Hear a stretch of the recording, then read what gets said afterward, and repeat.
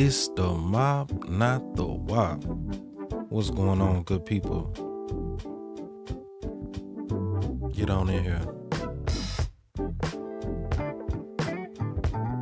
Hit that like button on your way in.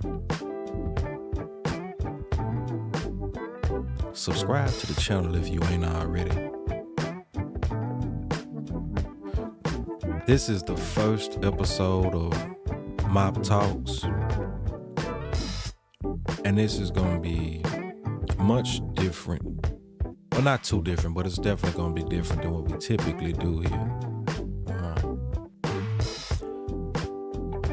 Instead of reacting to what's going on currently in FMW or nojumper or just on the internet altogether,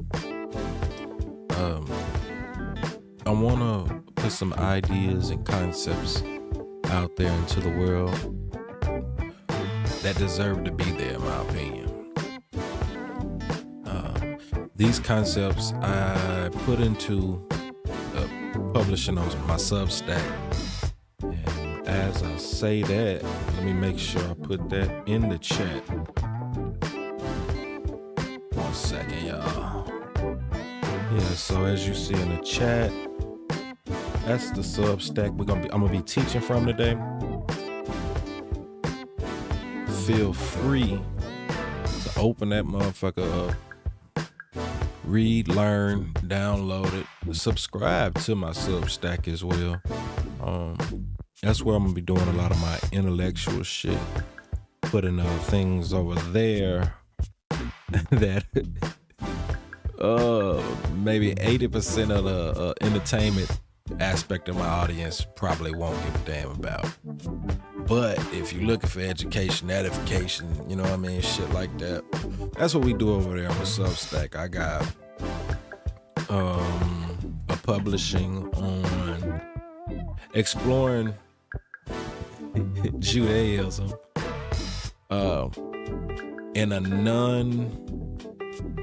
in a way, I gotta try to code this without using the terminology, without doing that one thing that if you do it, like, it makes it real hard. But it's not that we're not doing that, it's just that that paper serves to give you the information that you need to know how and why they use that term to group you into something. And it kind of plays into what we're going to talk about today with the social boxes, the societal labels. Social policing is a big part of society, and most people, they do it and they don't even realize they do it. You're being coaxed and programmed and trained and subtly taught how to do it, and we do it daily, and like I say, we oftentimes just don't. We're not fully aware of it, you know. But I want to unpack that today. Policing, similar to like actual police, the actual authority, it's not so much about telling people or restrictions, telling motherfucker what you can't do. It is restrictions, but telling people, oh, you can't do this and you can't do that. It oftentimes is more of, you can't do it like that, or you have to do it like this. It's more of keeping you in line to do it in a specific way. You get what I'm saying? There's a lot of controlled substances and illegal, seemingly what they told you, it's criminal shit, man. But I've seen people be able to afford the representation, Mopwack Law and Company, if you wonder, and they get they get controlled substances and all kind of charges reduced down to without to motherfucker not having the stamp that allows them to transport illegal substances and shit. It's all kind of. I'm saying all that to say, oftentimes motherfuckers need you to do things, especially in this society. There's a way that things have to be done for the benefit of society. And that's where the idea of a deviant comes from. Someone who deviates from the structure of what we call society. And it used to be when you deviate from the main order, well, I'm gonna say what it used to be, but motherfuckers who deviate, they try to you subjugate them, or you do what you can. Like I say, that's where the social policing comes in to try to get them back in line. Oftentimes it's rooted in insecurities in one's own self. And like I say, all of this leads back to narcissism and the main character syndrome and all these other bullshit ass social labels, societal labels that people place on motherfuckers, you know? And it's about giving people, like I said, the creating a deviant or the motherfucker that defected. You know what I mean? It used to be a time when if someone was arrogant or selfish, you know what I mean? That term that I just used was more than enough. It worked. But over time, we've gotten to this place where motherfuckers, it's not as effective. And the fundamental core of it, all right, pull it back for a second, y'all. So I'm sure a lot of y'all have heard, or maybe at least some of y'all have heard somewhere where they say, today almost everyone is a narcissist, fits the narcissist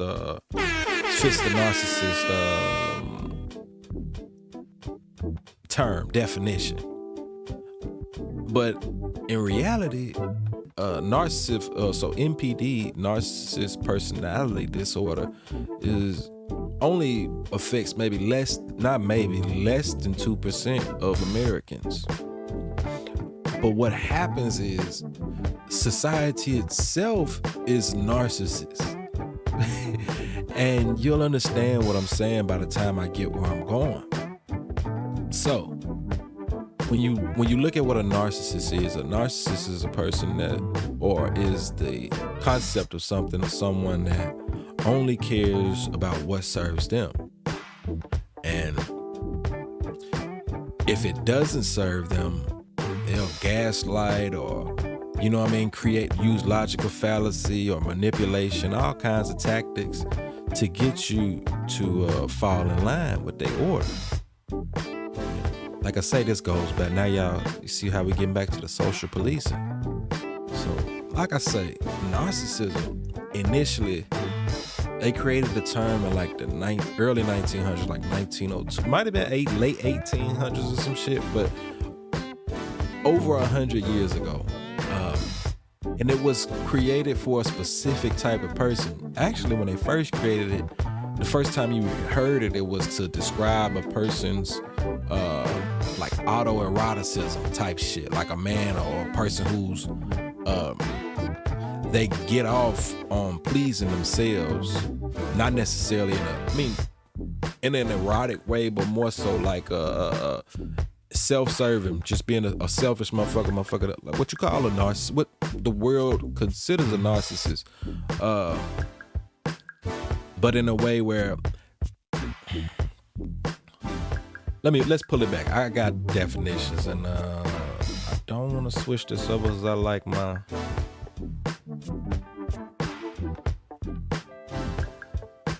bear with me, y'all, bear with me. we're gonna go back a little bit farther because I just gave y'all some wrong information. So narcissist it doesn't come from the 1900s. It comes from ancient Roman mythology. And the myth was Narcissus and Echo. So Echo was his nymph, and Narcissus was rejecting nymphs for love. Was rejecting Echo's love, and because he rejected Echo's love, he was cursed to fall in love with his own reflection, and he eventually pines away and dies, unable to consummate his own love. So the original myth, it's a dualistic cautionary tale, and it's highlighting the dangers of both extremes of the fixation. Narcissist's self-obsession and Echo's codependent self-erasure, because it's not just about Narcissist denying his love and denying her love and being cursed to fall in love with his own reflection, but there was Echo's erasure and her seeking, and it was the importance that was placed on her desire for his love was the catalyst for her self-erasure. You get what I'm saying? So this is a myth. You know what I mean? This is a story like folklores and tales and from the Roman motherfucker. And they had a lot of weird myths and shit going on. But that's where the concept of narcissist comes from fundamentally, is where the word, the term, and all that shit.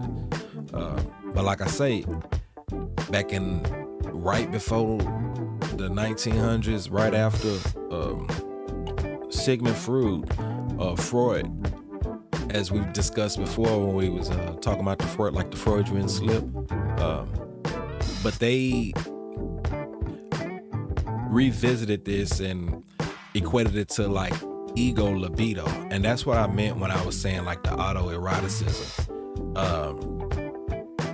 And it's from that, it's more like that's the God complex, similar to what's defined today. But what needs to be understood is, man, there's a primary narcissism that, especially like as a child, it's necessary. You're not fully human. Like, it'd be difficult for you to interface in society or in the world at all without any level of narcissism, and that's what we're gonna get. But I want to kind of come at it and walk through the core of it. So, like I said, we talk about the myth of narcissism and how that gets reintroduced in the early 1900s, a couple decades after the end of slavery. And it's introduced, like I said, under the disguise of this new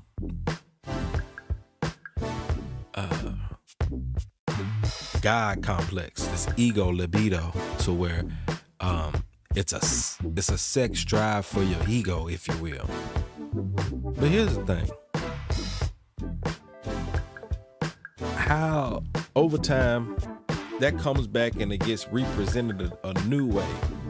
And next thing you know, this God complex idea, and it comes into play, like I said, around the early 1900s. That's around the time that society started to shift in a new direction. What was normal and okay before now needed definitions. Now, when I say normal and okay, I don't mean what was going on was actually normal, but I'm just looking at from the societal norms at that time, what was accepted and what was okay. So now we're a couple decades out of slavery. So what was acceptable behavior before, it's no longer going to be acceptable, because the society model is different now. You get what I'm saying? It's not just us. It's not just, you got second class humans that are property, and you got this other group of the white motherfuckers, if you got this complexion, then you meet this standard, or you're American. Oh, you get what I'm saying, right? But now you're integrating these people and saying, well, now these are, you gotta pay them. And, you know what I mean? There's new dynamics. So you bringing motherfuckers into the fold. Now you bringing motherfuckers into the society. So with that, there will need to be some adjustments made to what the norms are, what's expected of an American. And that's where we get the conflicts with all this shit, where, you know what I mean, civil rights and all this shit, because what they saying is conflicting with what the fuck it is, you know? And that's human nature. But the idea of narcissism is you don't care, you're more concerned with what's best for you. And I want to ask y'all this. Where in the animal kingdom is any motherfucker not most important or most pressed about what's best for them? Now, there's a reason with that. You don't want to be entirely selfish, and you don't want to be entirely selfless either. What's the saying, motherfucker? You could be so loyal that you unloyal to yourself. You know what I mean? So there's balance, duality in all of life, you know? And that's where you gotta stop letting motherfuckers tell you, oh, because you doing something to make you better, and they not doing what the fuck, all right. And they not doing what they could be doing to make themselves better. So to soothe that insecurity in themselves, they'll tell you that you're doing too much. But that's not the case. And that brings us back to how I said, well, not me. You'll hear how motherfuckers say that almost everybody is a narcissist today.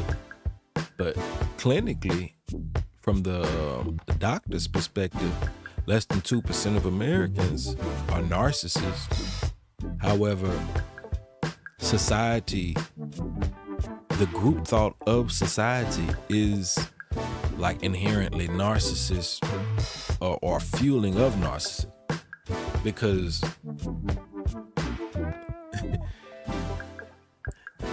what it means to be a narcissist, like I say, is you'll do whatever it means. You do whatever you got to do to get your way, or at least this is the one they going with. That's not when I say that's not the clinical definition of it, but how it's used, the pop culture version of it is that you'll do anything to make sure you good. You disregard others. You make everything about you.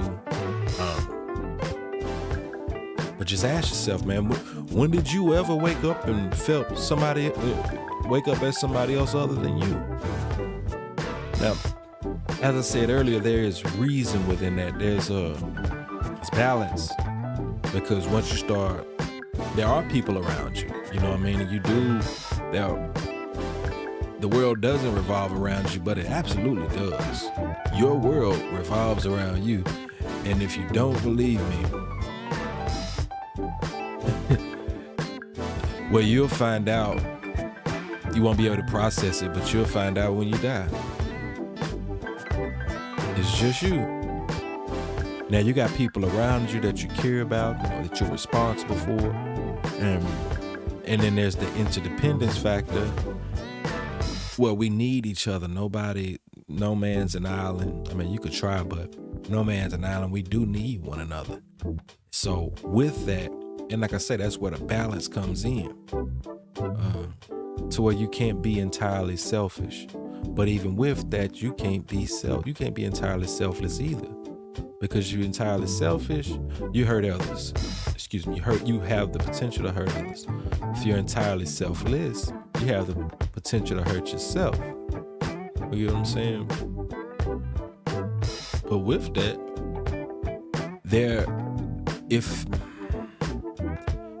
when you know what you're doing, when you understand your purpose and you understand the path and the journey that you're on, a high level of selfishness will get you there. And consider things like the airplane or motherfucking rubber, just different inventions, the cars, you know what I'm saying, the engine, the wheel, you know what I mean, different concepts. Where someone was so selfish and so self-indulged that it was all about that. But it took that selfishness to be able to manifest something that was to the benefit of all society. And this is why you can't let motherfuckers tell you not to do you, or that you doing you too much, or that you doing too much. You know what I mean? Read your own room and know when you are doing too much. I'm not saying it's impossible for you to be doing, not to be, you know what I'm saying? But don't let nobody who's not doing enough, don't let nobody who's not doing enough tell you that you're doing too much. Now let's come back to how social or society policing and shit is rooted in insecurities. So the teacher asks a question, you may not know the answer, but you have an idea. Not even just you. Let's say it's multiple students in the class. And here's where we highlight the difference between the ordinary and the extraordinary. Because you may not know the answer, but you have an idea about the answer, and you raise your hand because you want to put forth what you think forward. And then you have people who they don't know the answer, and they think they might know the answer, but out of fear of being wrong, they won't even raise their hand because they don't want to be wrong. They don't want to be seen as wrong by the other motherfuckers who's not even raising their hands. So what happened is, let's say you raise your hand and you give an answer that you thought was the answer and it's wrong. Now the person who didn't raise their hand because they weren't sure of their answer, they might mock you or tease you or say so, or make fun of you if you was wrong. And that's the social policing to keep you in line, to keep you from standing out, or don't just fall in line, because that was what they did. And so they're punishing. It's an attempt to punish you for the inactions that their insecurities didn't allow them to have move on. You know, and that's how society as a whole is narcissist. When less than, like I say, 1 or 2% of Americans are actually narcissists. You have a group thought that says that you need to be in your place. You don't get too far out of line. You don't get too loud. You don't get too bold. Don't be too bright. Don't be too dark. You know what I mean? You need to be a perfect gray. You know what I mean? Because with that, everybody who's overwhelmed by the pressure to just conform, they're at ease in gray. You know what I mean? There's no anxiety with that. And again, when you decide, man, I'm feeling red, now you're challenging on a subconscious, you challenging the other motherfuckers, the conformers, especially the ones who especially the ones who are conforming and they don't want to conform, but they think they're supposed to conform. And with that, you'll be surprised how large that percentage is. It's human nature. People want, like I say, motherfuckers don't want to.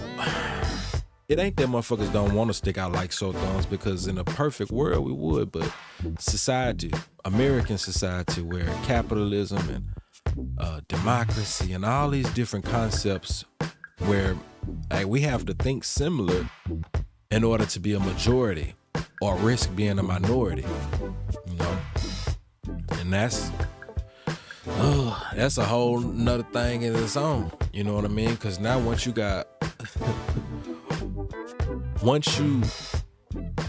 do everything in your power to make sure that you're in the majority, that's how you ruin democracy.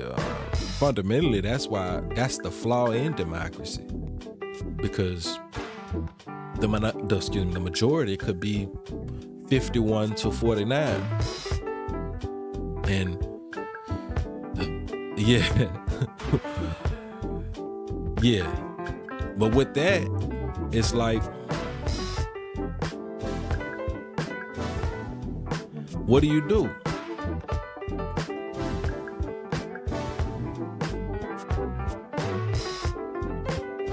Because, hold on, y'all, I had some shit just happen. Bear with me.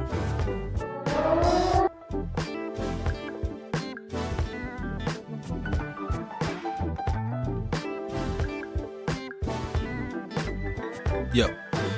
But yeah, if the minority is 49, let's say you got 100 people, and we're trying to figure out if we're gonna be vegetarians or meat eaters. Pause. So if 49 of us say, I want to be one by one, we going through it, asking each member. And let's say the first 10 motherfuckers say they want to eat meat. Or let's say the first 10 motherfuckers say they want to eat vegetables. They don't want to eat veggies. A number of them motherfuckers at the end might have only said veggies because the first motherfucker said veggies, right? And then as that goes on, that just compounds more and more and more and more and more. And it influences motherfuckers' decisions and what they gonna do, because motherfuckers be having herd thought.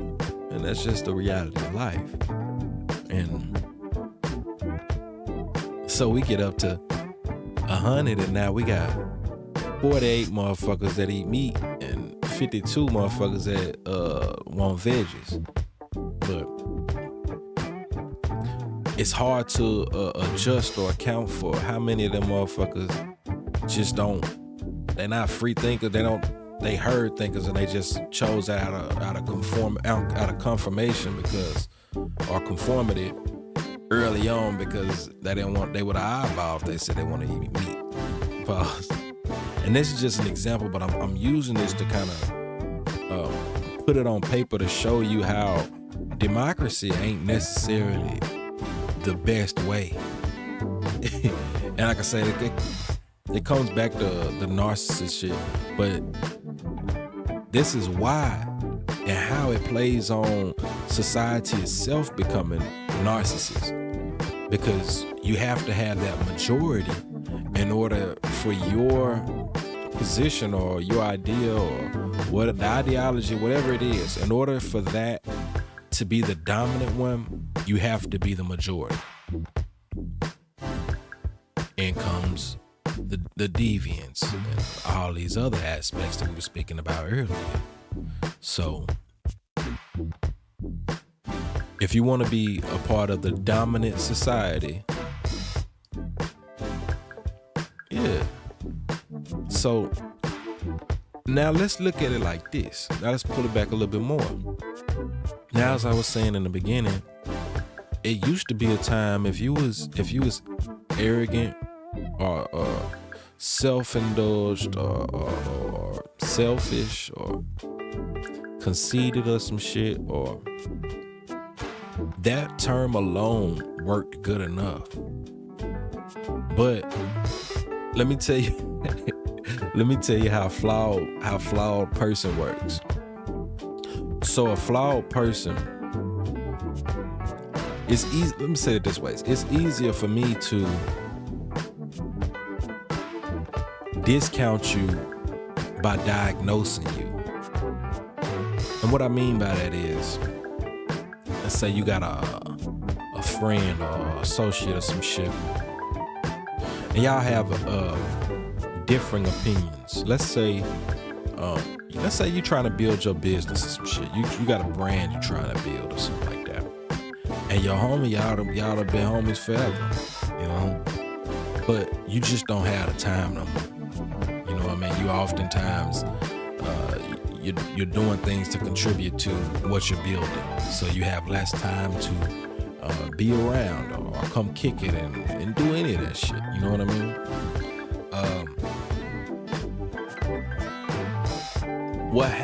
What the society is thinking, what pop culture done, they created it to where now you don't have to, instead of trying to have actual empathy, which is something a narcissist has trouble with, instead of actually having empathy and considering what they're doing and what they're trying to build and all that type of shit, you can, instead of doing any of that, you can just say, you know what? You're a narcissist and I don't have to deal with you. That gives you an easy way out without actually dealing with the shit. I mean, it's fine, ain't no wrong with that. But just be aware and mindful of the motions and what they mean when you're doing them. You know what I mean? I could say, because it's not just that term. You'll notice this shit. When motherfuckers do shit somebody don't like, then you gotta pay attention to these type of people. You got certain people who will, like I say, they'll diagnose you with some shit. They'll tell you, oh, well, that's because you have this problem. You're bipolar, or you're narcissist, or you're depressed, or some shit like that. Some shit to negate and dismiss you type shit. And like I say, that's the fit into society. It's not really up. And I know that sounds vast because it is. It's more to it than what I'm just saying. And I try to fill it in. But it comes back to, like I say, man, you have the majority, the dominant society. And I don't give a fuck who you are. You, as a black man, you might not want to be white or no shit like that, but nobody wants to be in the non-dominant society. For the most part. There's never any absolute, so I shouldn't say nobody. But for the most part, nobody wants that.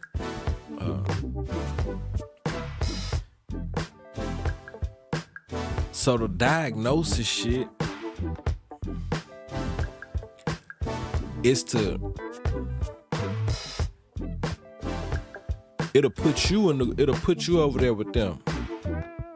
And the first step is we're gonna diagnose you with this, and they give you a chance to either fix your ways to conform and not be a narcissist, or you can defect. You can deviate, and we're gonna call you I'm gonna diagnose you as a narcissist. And everybody that think like me, that wants to, you know what I mean? They gonna put you in that category. They gonna tell you got main character syndrome. When in reality, it's probably more closer to you value yourself, you know your worth, you know what I mean? Something along them lines. You believe in yourself, some shit like that. And it's motherfuckers be having extremely difficult times even fathoming the concept of them being able to do such things, you know what I mean? And unfortunately,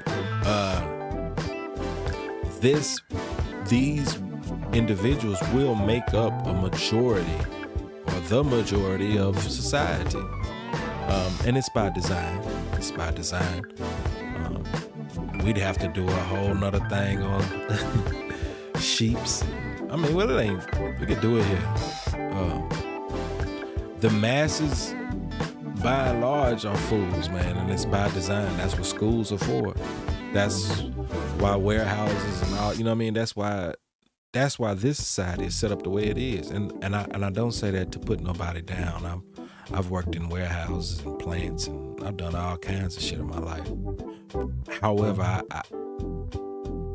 with that, I've gained insights, so I can see things from a different lens, you know? So yeah, you got a warehouse full of motherfuckers that don't get that they doing what they busting down these hours. They gonna go home, drink a beer, smoke a blunt, have a meal, get some pussy, wake up and do it again. And that is the normal. That's what's normal. I'm not saying that to say something's wrong with that. A large majority of human beings are going to live their life like that. And like I said, that ain't nothing wrong with that. If you're okay with that.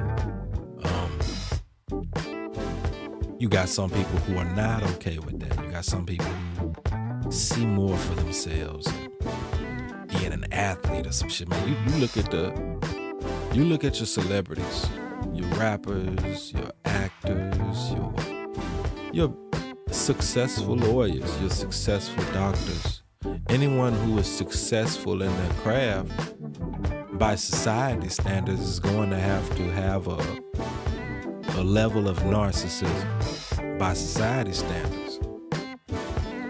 But you gotta, that's society standards because it's important that, like I say, the standard be normal.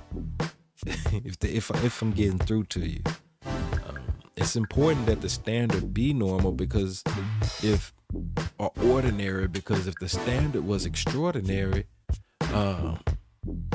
it just would make for a very eclectic and eccentric society that's a lot more dynamic and might not be as stable as what we have now. So we don't put that shit together. It's not us coordinating it like that, but I hope at least some of y'all are picking up what I'm putting down when I'm saying these things, because while it's society, it's us that behave according to the norms that's set forth for us. It's the powers that be that set this shit, to set the board up. You know what I mean? And I say that because there's so many aspects that you don't realize until you take a second to realize. You know what I mean? Most things are a lie, you know? And it's not that most things are a lie, but most things aren't what they seem because there's more going on under the hood. I've spoken to y'all about like YouTube, for instance, how on YouTube we your views will only get as much as you only get a view if you get an impression. You can't. An impression is who they showed your video to, and the view is who clicked it. And you can't get 100 views if they only showed your video to 3 people. You get what I'm saying? Yeah. Now I'm gonna brush past this because it's really about that, but you can make exceptional, high quality content, but if the visibility isn't there, you can be in a graveyard. Like YouTube has a graveyard of content, and not just YouTube. Spotify has a graveyard of content. All these streaming, man, there's a graveyard for movies that no one has ever seen. There's a graveyard for documentaries that no one has ever seen. It's a graveyard for songs that no one has never heard, no one will ever hear. There's a graveyard for companies no one's ever heard of. All that shit exists. You know what I mean? Because there's moving pieces to the shit. And cue back in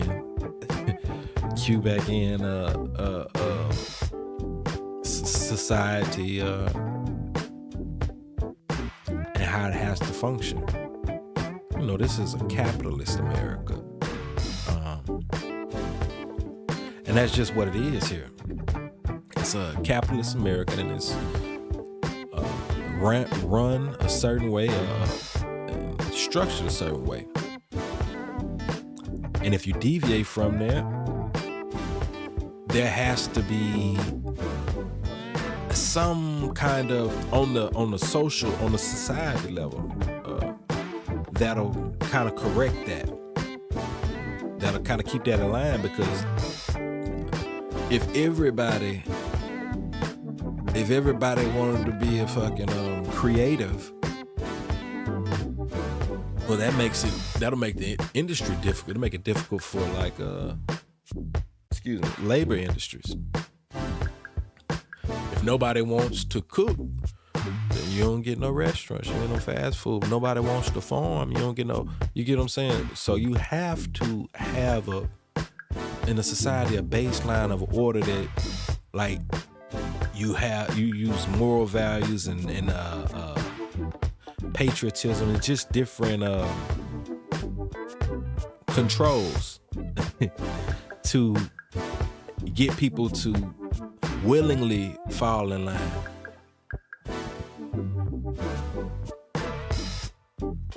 Like I say, man, this is for the motherfucker that needed to hear.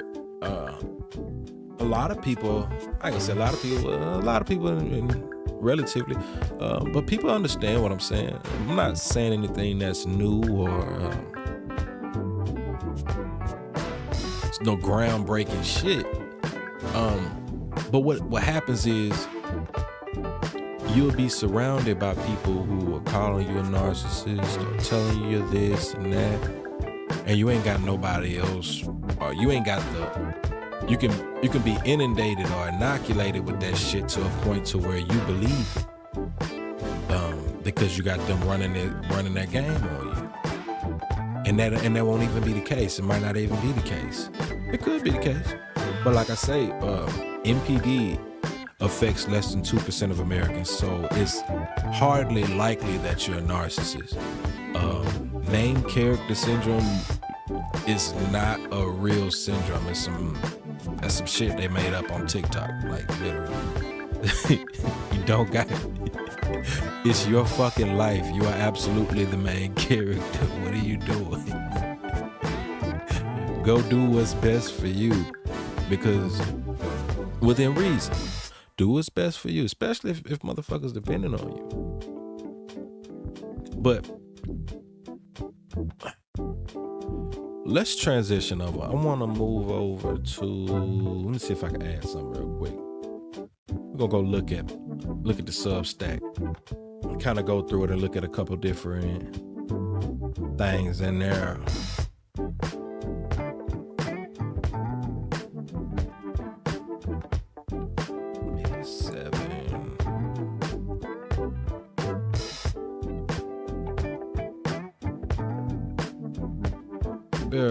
Bear with me. I'm just making sure, throwing that on there. And let me take this audio input off.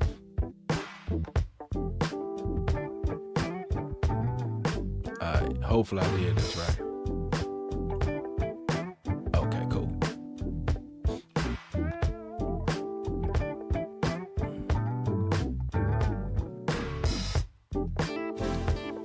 So yeah, y'all.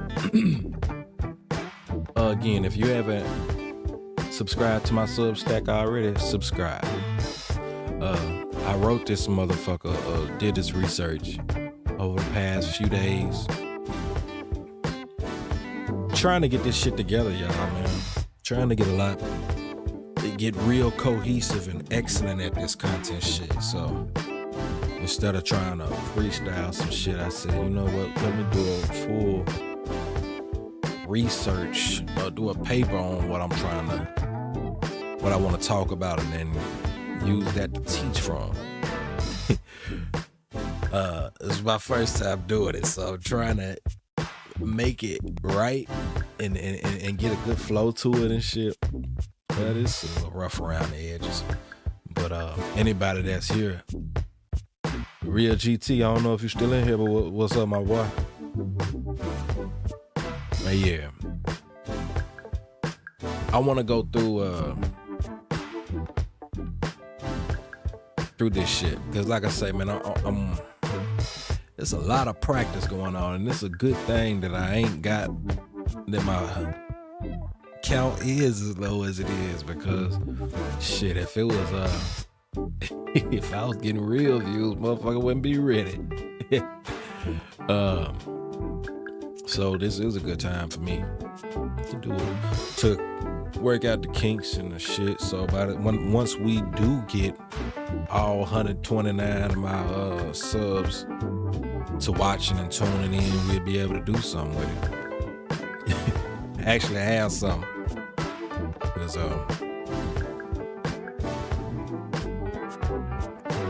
practice,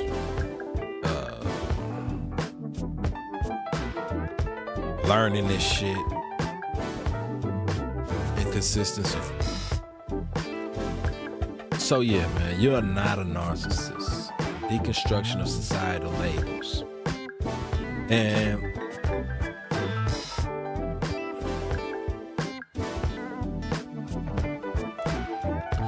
the contemporary ubiquity of terms like narcissist and main character syndrome in popular culture, particularly on social media and in interpersonal discourse, highlights a profound cultural shift. These terms are commonly used to describe anyone perceived as selfish, self-absorbed, boastful, even though the clinical diagnosis of narcissist personality disorder is a severe and persistent mental health condition affecting only an estimated 1 to 2% of the U.S. population. Similarly, main character syndrome is not a formed psychological condition, but a popular social media mindset that emerged from platforms like TikTok. This incongruity between casual usage and formal definition underscores a significant problem: the transformation of specific pathological diagnoses into broad moralistic judgments that are easily deployed in everyday conversation.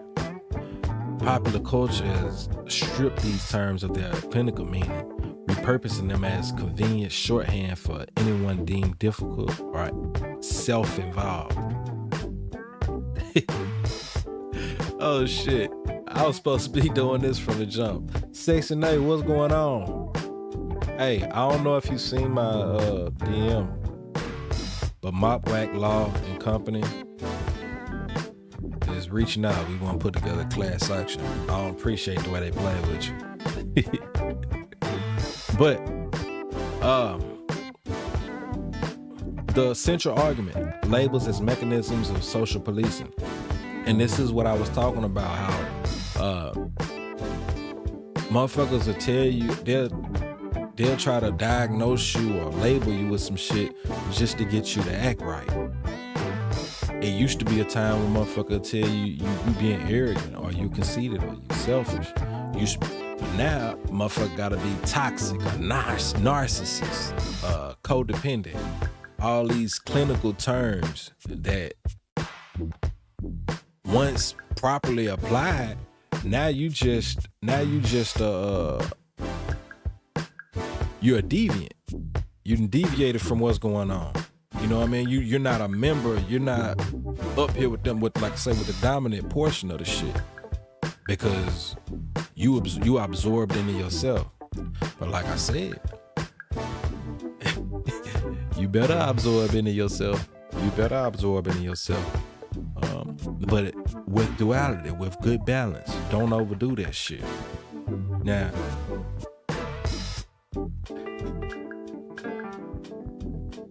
hold on.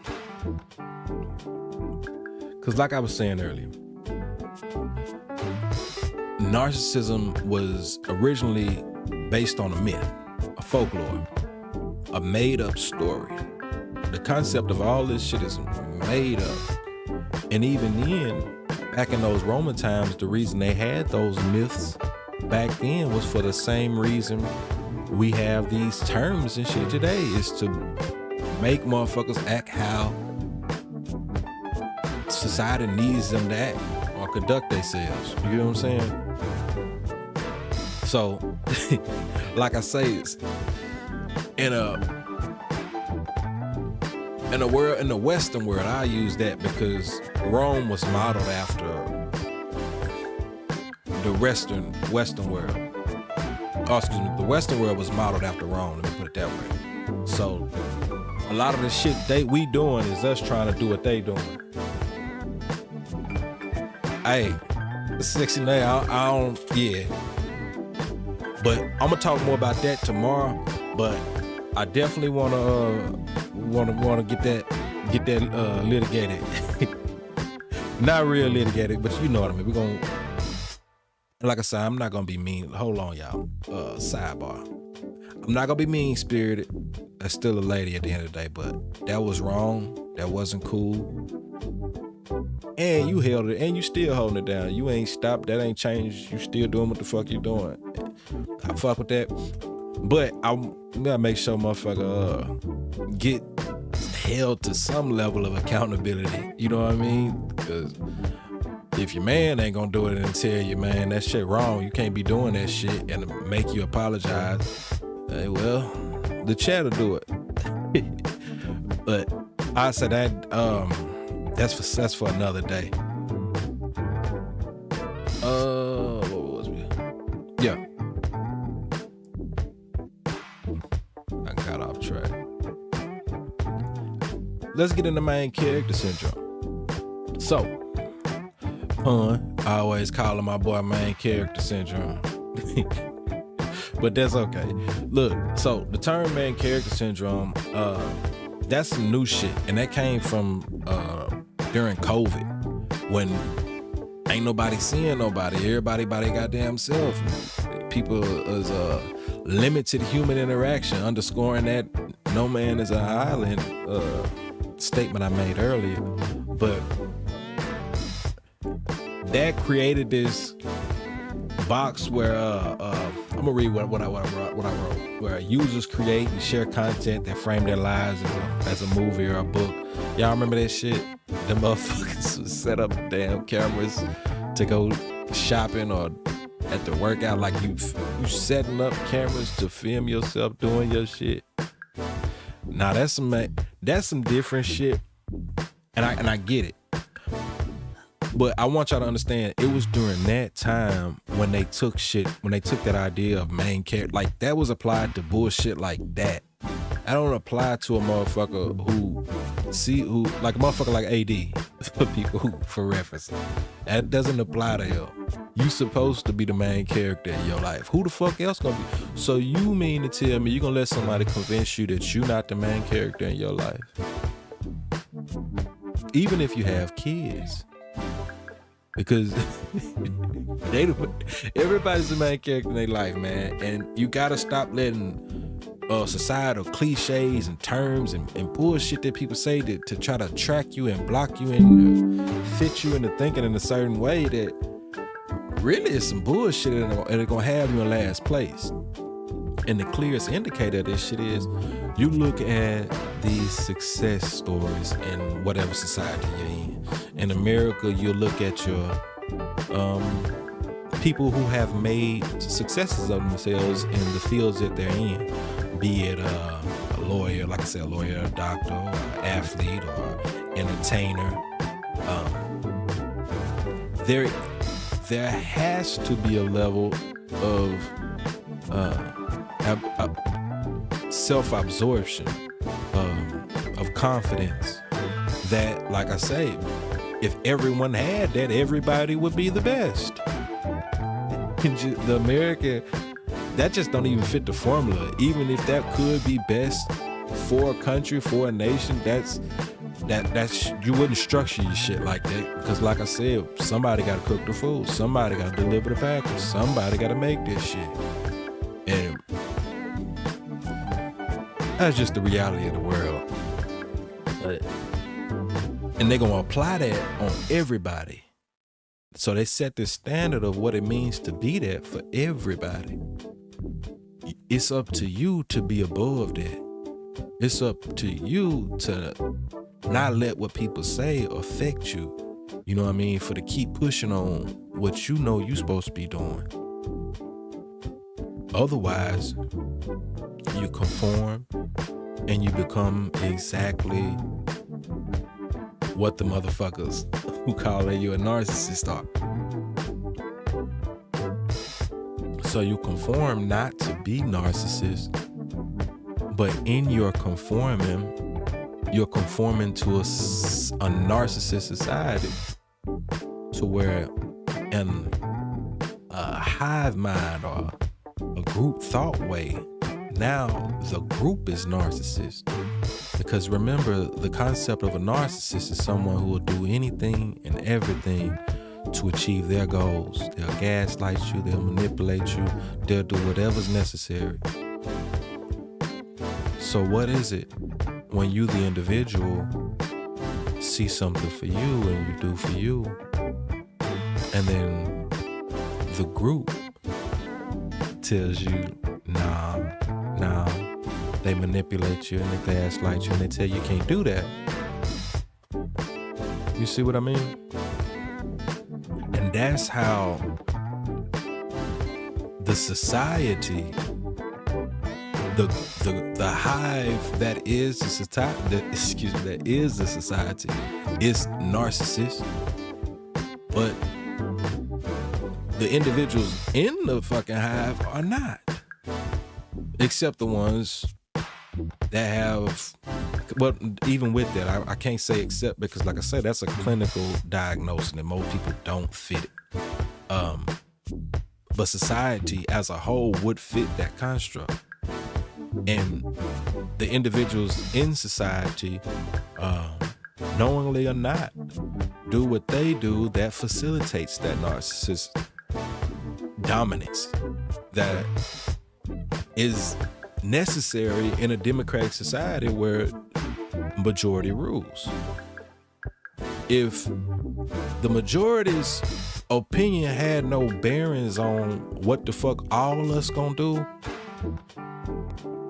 motherfucker wouldn't be so quick to try to put you in a box, try to make you get back in line. There's pros and cons with everything. There's probably be another type of social policing going on from a different aspect. Russia, a long time ago, kind of how they started to get that shit back together. It was a status symbol. Like, you was somebody if you gave, like, if you did something, like in America, you gotta have shit to be somebody. And obviously we know that's not true, but in the eyes, you have to have shit to be something. Y'all get what I'm saying. In Russia, that wasn't how that was. In Russia, it was you had to give something to be somebody. Motherfuckers was prided on what they did for, you know what I'm saying? Not what they have or what they were willing to sacrifice type shit. Your status was shaped more so on that. And I only bring that up as a point to just show you how in different societies that have different structures, the social policing is different. So while in the Western world, it's telling you, man, don't think about yourself too much. But in most societies, it'll be don't think about yourself too much. Because, hey, man, it's more of us out here type shit. Bear with me 1 second, y'all.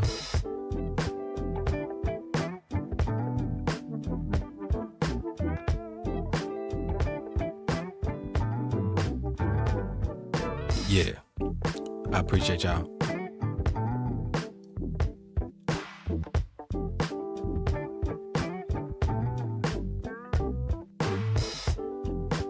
I lost my whole train of thought. But this we're gonna do. I'm gonna go through this other section, talking about deconstructing the labels, the sociological and psychological perspectives. Now, like I said, it's linked in the chat. If y'all go follow my Substack, don't cost nothing. It's just free information out there. That's where all my educational shit, all my intellectual shit, I do all that over there. But sociological labeling theory provides a powerful framework for deconstruction, the societal use of these terms. This theory posits that negative societal reaction to an individual's wrongdoing can alter their self-concept and social identity, leading to a self-fulfilling prophecy. Deviance from this perspective is not an inherent quality of an act, but a consequence of group labeling an individual as an outsider. The casual application of the narcissist label is a form of informal social control that reinforces societal norms by creating a deviant out of an individual who's merely ambitious or self-confident. And that's the that's the educated way to say what I've been rambling about. That you're a deviant. It's intentional that you are labeled a deviant for having self-confidence or being ambitious. I don't know if y'all know this shit, but man, I don't even want to say because I'm gonna mince it up a little bit. There was a culture. There was a time when ambition was an insult. Actually, let me pull that back. No, I'm not gonna do that because I don't want to mix it up, and that's something I can speak to strong at a later date. But there used to be a time, or there is a time in certain cultures where ambition is frowned upon. Not as deeply as narcissism, like how we do it with the narcissism label in America, because at the end of the day, there's still capitalism. There's certain aspects to where it can't be entirely against ambition, because that would just fuck up the whole ideology of what this American thing is and why you even convince motherfuckers to try to be here or want to be here. Now, in a meritocratic, individualistic culture, ambition and self-promotion are often celebrated as positive traits.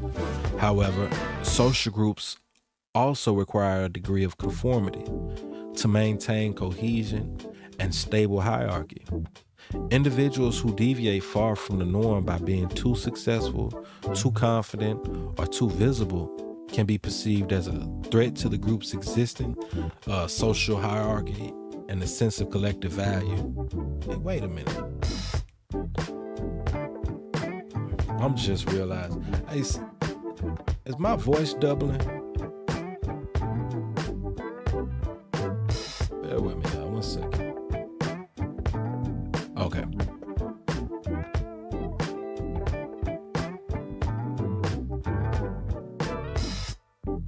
All right. Can be too visible. By labeling the outliers' ambition as narcissism, the group reframes a socially positive trait, ambitious, as a pathological flaw. And this process delegitimizes the true individual success and justifies their social ostracization or bashing. This act, in turn, amplifies the perceived deviance and strengthens the individual's new identity as an outsider. So remember, I was like, motherfucker gonna call you a narcissist to give you a chance to get back in line. But if you really wanna do that, if you're gonna really be about yourself, then everything about this is just gonna self-fulfill itself. Because we're gonna identify for exactly what it is. So it seems prophetic. And once you can do that, you just attach that negative connotation to it. And now it seems like something you don't want. Hey man, humans are, man, we're capable creatures, I say that. So this process is reinforced by the concept of master status. Oh, a social position that is so dominant, it overrides all other identities. For example, ex-convict or somebody that's mentally ill. That label heavily influences how people perceive and treat you, regardless of anything else you've done in your life. If a motherfucker's a felon, you don't have to rent to them. You don't have to give them a job. You know what I'm saying? There's certain shit that, because of this master status, that you can apply to a motherfucker. And narcissist and bipolar, those are the same things. I can throw that on you. So despite your successes, any complexities, any, you know what I'm saying, any nuances, all that can be disregarded, and we could just sum it up with the master status that you now belong to as a narcissist. And since, well, I don't fuck with narcissists, so if you're in that box, I don't have to deal with you. That's sick, yo. The psychological mechanisms that make these labels so effective as tools of social control are rooted in the human tendency to conform. Conformity is a powerful social force, driven by the desire to gain social rewards and avoid punishment. People will often yield to group pressure and override their own judgment to avoid appearing different and stupid in the eyes of others. And those who choose a path of uniqueness and non-conformity threaten the conformist's sense of existential significance and are often ridiculed and ostracized by the group. Y'all remember, that's what I was saying earlier when I was like, you raise your hand in class and you may not know the answer, but you think you got it. So you got the confidence to raise your hand because you're not ordinary, you're extraordinary. But the other motherfucker who didn't raise their hand, though they thought they knew the answer, but they wasn't sure, when you get it wrong, they gonna try to tease you or make a joke about you because, you know what I mean? Why you ain't just do what I did? I did the right thing. I stayed in line. I wasn't wrong. And that ain't good for us, man. Fundamentally, that just ain't good for us. A deeper psychological layer lies in the concept of toxic shame. Now, while shame is a normal survival mechanism designed to alert us when our actions might threaten our relationship, narcissists often weaponize it to gain control. They relentlessly criticize and gaslight others until the victim internalizes the shame, leading to a profound fear of rejection and a belief that they are inherently flawed. Ain't that something, huh? This process is a form of psychological manipulation used to make a person question their own reality and become dependent on the abuser. Ain't that funny? How the person being accused of being a narcissist is being done so using narcissist tactics. Yeah, man, it's good to know these things. It's good because me and my cousin was talking about some shit a few days ago, and I was telling him something. He was like, I was telling him something. He was like, man, I already knew that. But he's like, I knew that. I thought that, but I didn't know that. And that's when I was trying to tell him, yeah, that's why it's important to know what you think. You know what I mean? Oftentimes, you have a feeling about some shit, or it makes sense, or logically that should be the conclusion. It helps to be able to ground that in a factual understanding. how do I say that? You know, a factual understanding where I know what I'm talking about. It's not just something that feels right or that logically makes sense, but no. I can walk through every step of this and fully articulate it, you know? For individuals with genuine MPD, grandiosity is often a fragile shield protecting a core deep-seated insecurity, shame and fear of failure. The widespread societal misuse of the narcissist label, which trivializes and mocks the condition, only reinforces this core shame. It creates a feedback loop where authentic self-expression is feared, leading to a greater reliance on the grandiose performance to protect the self. That's what MPD really is.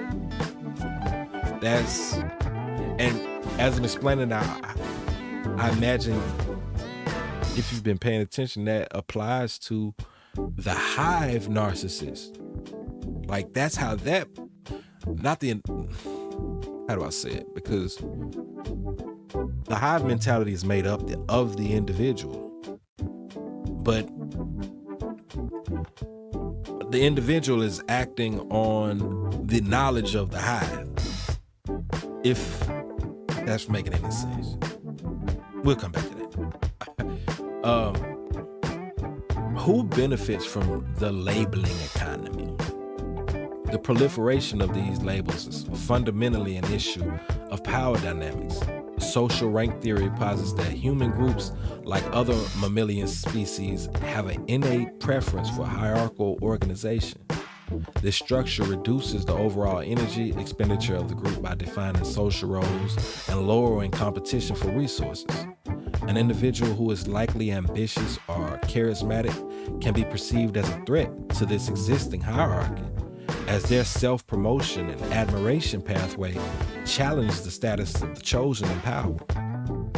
So that's in the 48 Laws of Power, when they don't outshine the master. Why they saying that is because, well, not just that, but that and what I wrote here is the power dynamics. That's the shit to where I'm doing what I joined the conformity because I didn't like the way it felt when I was confident in myself. I didn't like the way that they made me feel when I was confident in myself. Every member of that hive has that, and it just bolsters and it's concentrated. You get what I'm saying? It's strongly concentrated to where anybody that's stepping outside of that, man, in their mind, you really seem wrong. You really don't seem right. Hey, bear with me 1 second, y'all.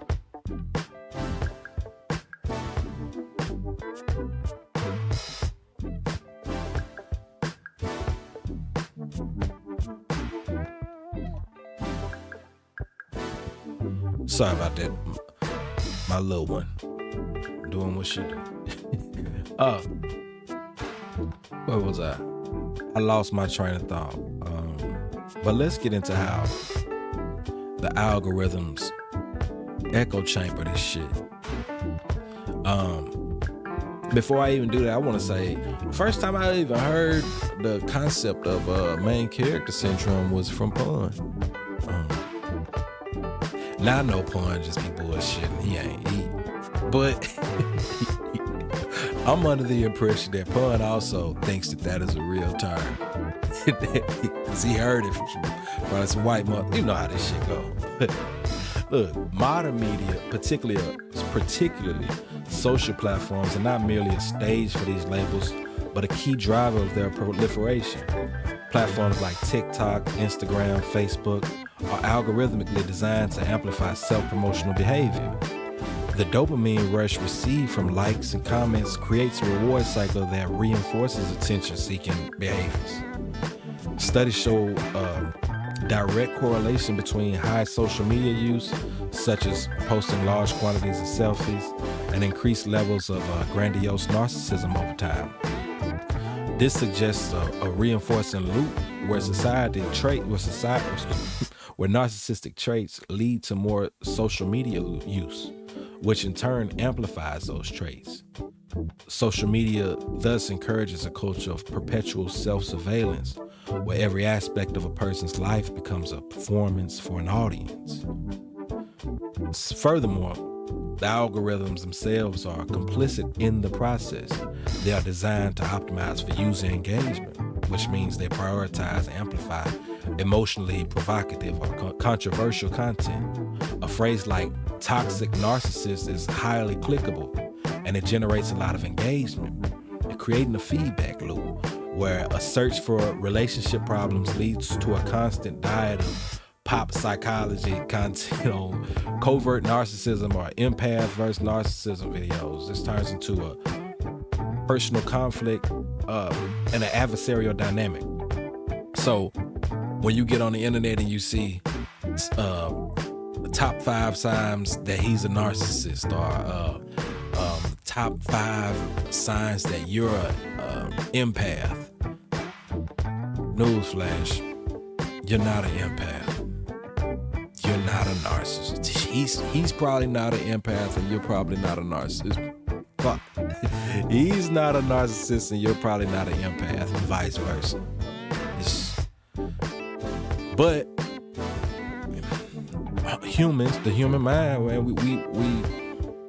we go with shit. We hear some shit that we like, and it sounds good to us, and we feel like it's something that we can get with, and we adopt that shit. We subscribe to it.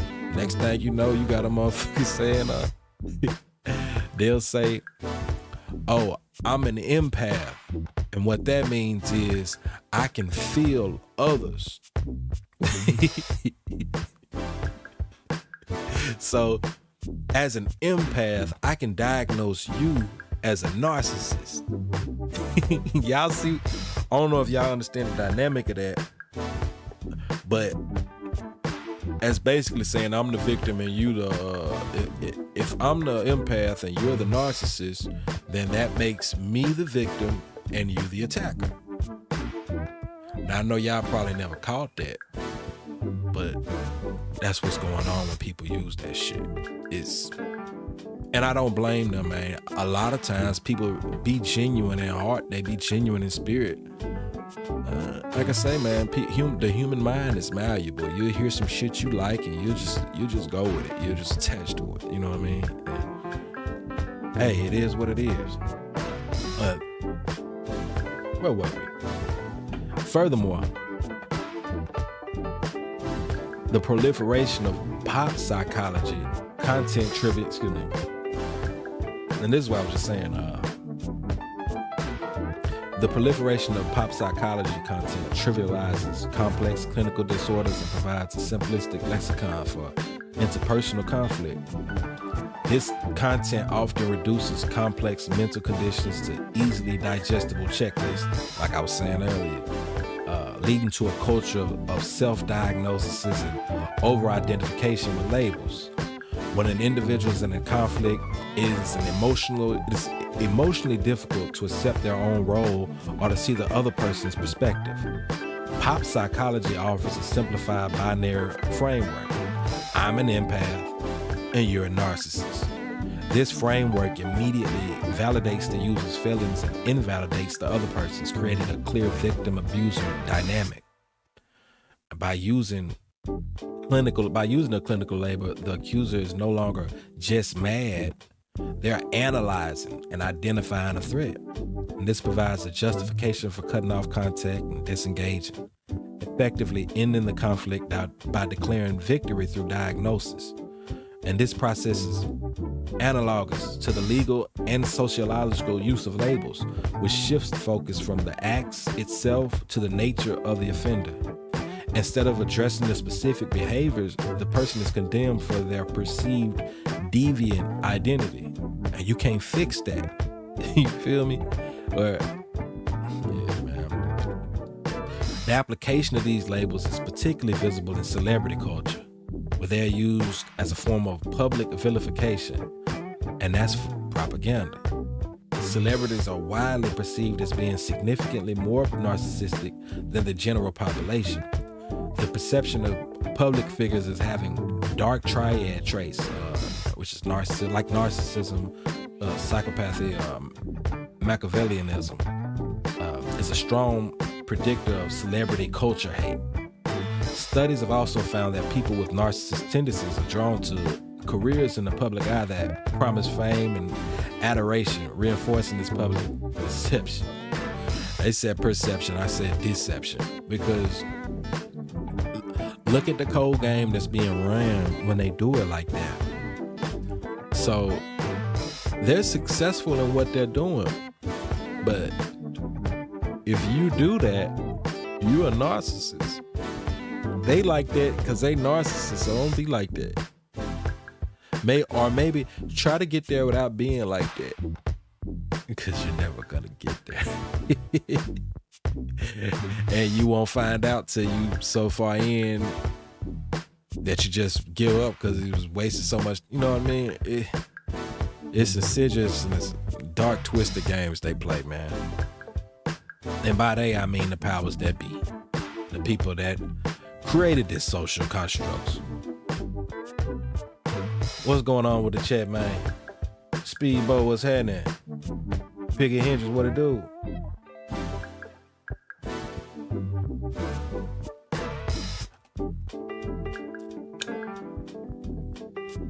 All right. Now let's talk about the critical disconnect. A critical aspect of this analysis is the distinction between genuine pathology and misapplied labels. The popular understanding of a narcissist is a gross oversimplification that fails to capture the complexity and internal suffering of those with genuine NPD.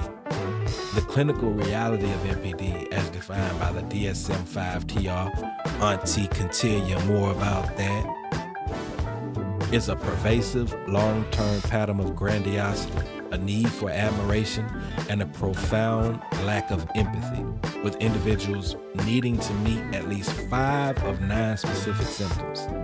This contrasts sharply with the pop culture perception, which labels any self-centered, boastful, or attention-seeking behavior as narcissistic.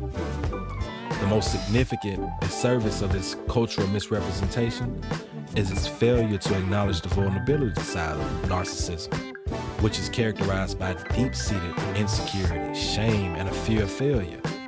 The grandiose behavior often serves as a fragile defense mechanism to protect a negative sense of self. By using the label as a catch-all for simple self-centeredness, pop culture not only trivializes a real and severe mental health condition, but also trivializes the experiences of those who have suffered from genuine abuse.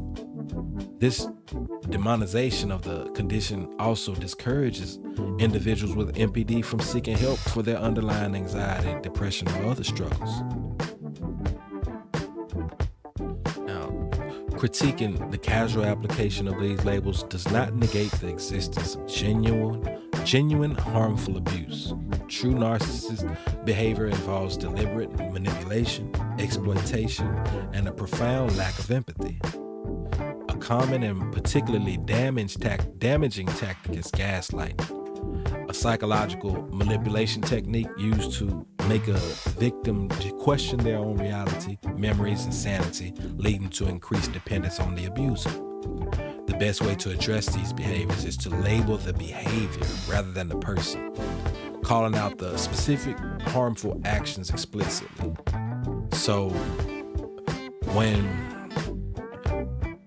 we're watching What Could Go Wrong and Heather Sanders is there because Pun couldn't be there, and her contributions to the show are leading it in a direction that is opposite of what the majority of the chat tunes in for. And then when a moderator, someone who chats have more visibility, expresses the concerns of the chat, this fill-in goes to attack her, attack the mods, and tell them, you shut up. you got a problem. All this type of stuff. That's indicative of narcissism shit. But we've been watching this shit long enough. I don't think they're gonna meet all. I don't think they would meet. I don't think she'd meet him or her. I don't think they meet 5 out of the 9 specifics. But there are tendencies. There are grave tendencies. That shouldn't be ignored. And we should talk about it. So like I said earlier, this wasn't gonna be a reaction to where we make this about what's going on currently or nothing. I wanted to put some ideas out there and some concepts out there. And maybe there's some shit going on that we can use to further teach or use as an example. And I think if anything fits, because we're gonna look at FMW as its own society, and there's a structure within and under that. I fuck with FMW. Like I say, I wouldn't even watch this shit if I didn't fuck with them. You know what I mean? Wrong is wrong, though. So I packaged that up to say that FMW is a society, so that we can kind of look at some of the tactics that we see and how they're applied. And I'm gonna say this. I want to say this. I think that these tactics are implied to benefit the society, not to hurt it. But no one's perfect. Most things aren't perfect. Nothing's perfect. Let me correct that shit. It's impossible for anything to be perfect. So, especially when you throw the human element of human reasoning and this shit in there, it'll be even greater flaws and shit. But don't let me get too far off. I'm saying all that to say,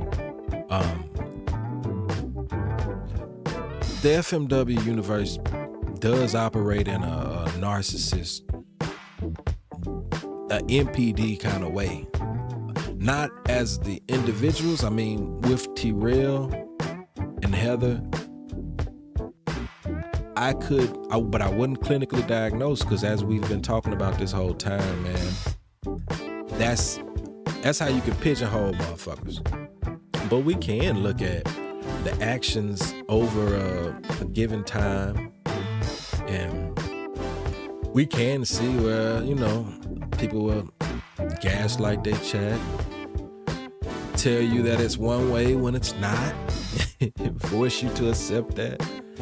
And any deviants, anyone that doesn't go along with that, they do get ostracized. Look at Step. Look at Seven. Look at Smack. Look at my client. This is a great example. I don't even want to do that. We got to package that into a part 2, because I really need to. I would want to deliver that in a real concise way. I don't want to be all over the place with that, but I will say,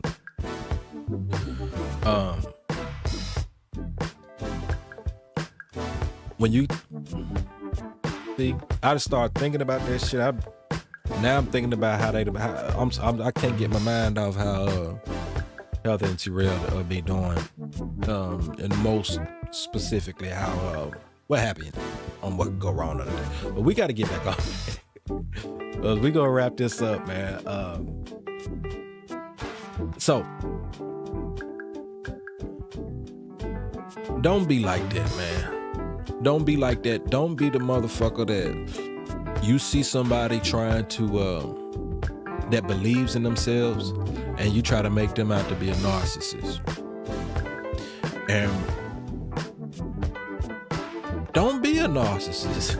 Don't be the not the clinical version of it, but don't be the motherfucker that's gaslights and does whatever the fuck it needs to be done for you to get your way. You know what I mean? Don't be that motherfucker. That don't make you a narcissist. That makes you a unlikable motherfucker. Makes you self-absorbed. You know what I mean? But and that's why I gotta catch myself, and we gotta do a better job of catching ourselves. We don't. Auntie got the motherfucking degree in that shit. Let her diagnose motherfuckers.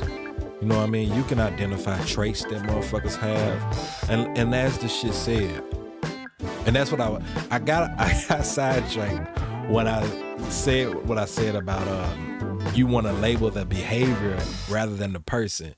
That's what I was doing when I was talking about what Heather did when she did that bullshit. You call out the behavior. We ain't gonna call her a narcissist, but that was narcissistic behavior or fucked up human behavior, just floss shit. Now, the host of narcissism and main character syndrome presents a powerful social trap. It offers a false binary. Either an individual conforms or risks self-erasure, the echo we talked about in the myth, or pursues the ambitions and risks being labeled as pathological, the narcissist. The path to true resilience and independent living lies in transcending this false dichotomy. It requires an individual to cultivate a strong, integrated sense of self-worth that is neither grandiose nor dependent on external validation.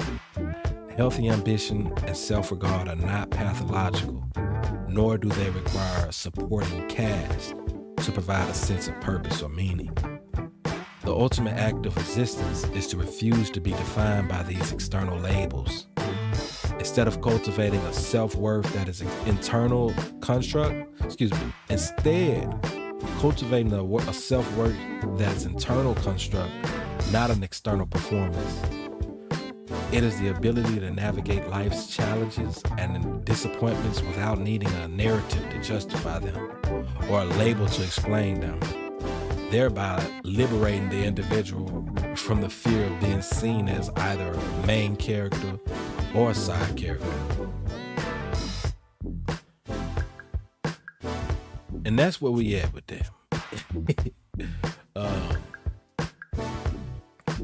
I appreciate everybody. Oh damn. I'm just not coming back and looking that I didn't adjust my shit, so y'all couldn't read along with me like y'all was supposed to.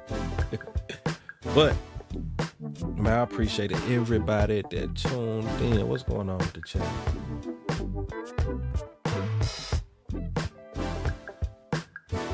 Weak than a motherfucker, speedboat.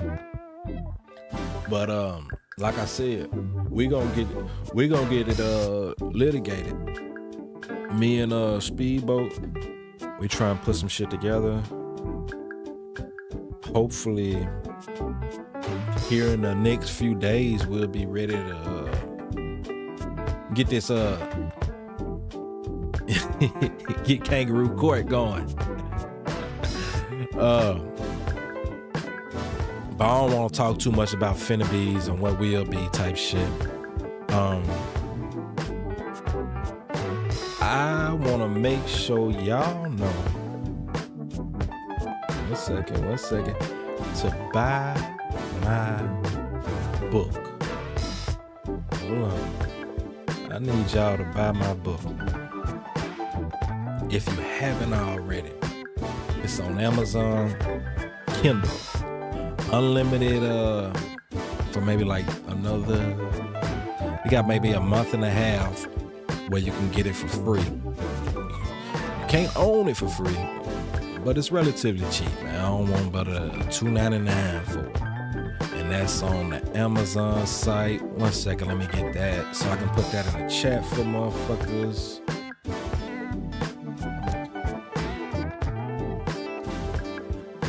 I appreciate everybody that's in here fucking with it today, man.